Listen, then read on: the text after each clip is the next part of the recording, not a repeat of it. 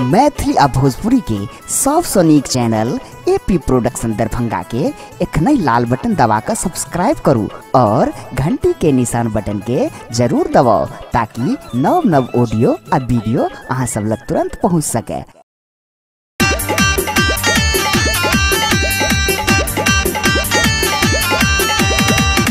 एखन अपने सब सुन रहल छी एपी प्रोडक्शन के प्रस्तुति।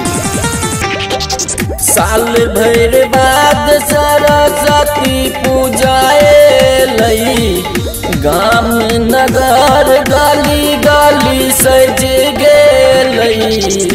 यो भैया देर न करियो, यो भैया देर न करियो मंडप सजेबा में माँ शारदे के सेवा में। यो भैया देर न करियो मंडप सजेबा में माँ शारदे के सेवा में।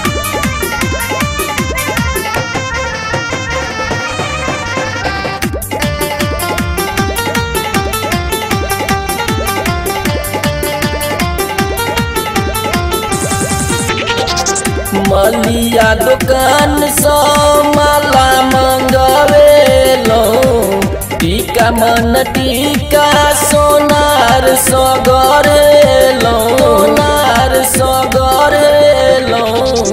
गोटा गोटेदार लागल चुनरी लएलो, मैया जी का सजवैल सब किछो लैलो।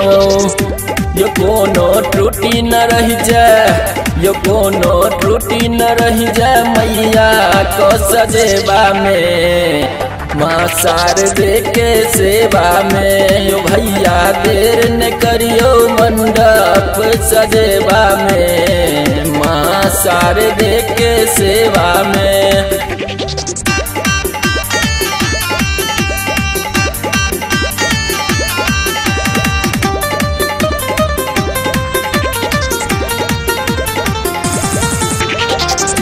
मैया जियली नहीं छै खुशी के ठिकाना, एही अवसर पर बाजैया माँ के गाना, बाजैया माँ के गाना। माँ के शरण चुम चुमैया जवाना, भरल उमंग मस्त मौसम सुहाना। मुकेशवा करैया विनती, मुकेशवा करैया विनती परुन जग झमेला में चलू शारदे के सेवा में। यो भैया देर न करियो मंडप सजेबा में माँ शारदे के सेवा में। साल भर बाद सरस्वती पूजाए लई गाम नगर गली गली सज गेलई। यो भैया देर न करियो, यो भैया देर न करियो मंडप सजेबा में माँ शारदे के सेवा में। यो भैया देर न करियो मंडप सजेबा में माँ शारदे के सेवा में।